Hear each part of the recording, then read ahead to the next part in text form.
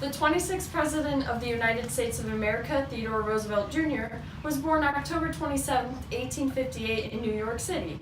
He was in office from September 14, 1901 to March 4, 1909.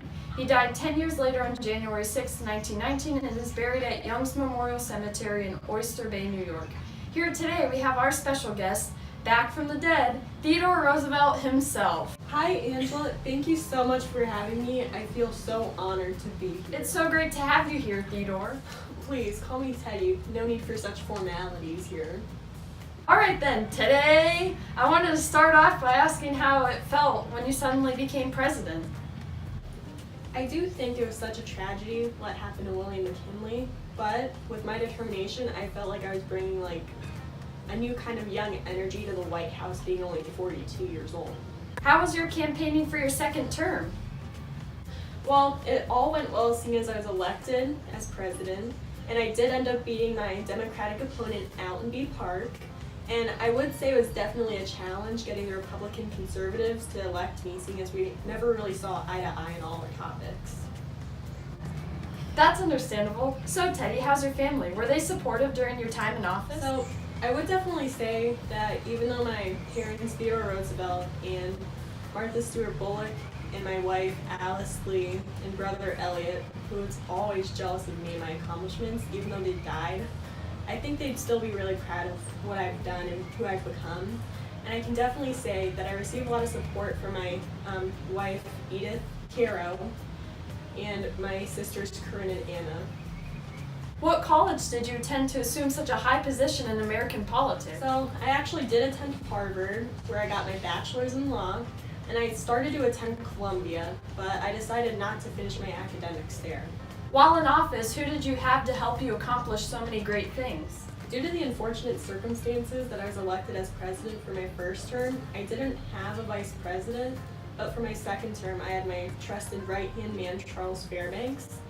And as for my secretaries of state, I actually had three. That'd be John Hay, Elihu Root, and Robert Bacon. So you were very successful, but you were not radical and instead learned to compromise with the people to implement your policies. What were some of those policies in the changing time? So I'm well known for my trust busting, which I enacted through the Sherman Antitrust Act. And I also try to create a better, more stable friendship with Britain through the Anglo-American rapprochement.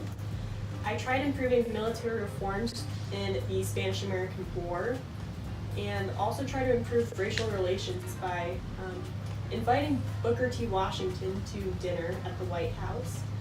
And finally, I also try to enact more tariffs to help improve America after the Panic of 1893.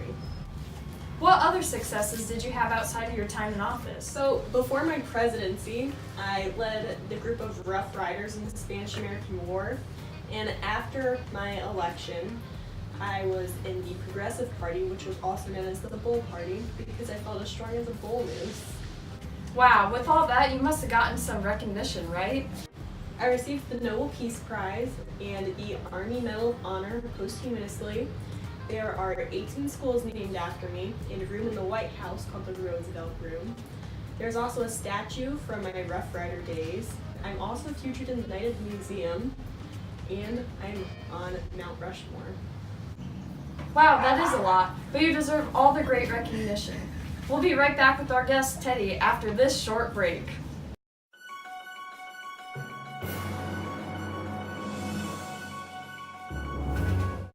Do you like cereal? Well, Teddy Turtle Snaps is the cereal for you. The ingredients include strength like a bull moose, perseverance, legendary accomplishments, and many others. These are inspired by one of Teddy Roosevelt's favorite foods, turtle soup. We made it to a delicious breakfast. Now back to paid programming.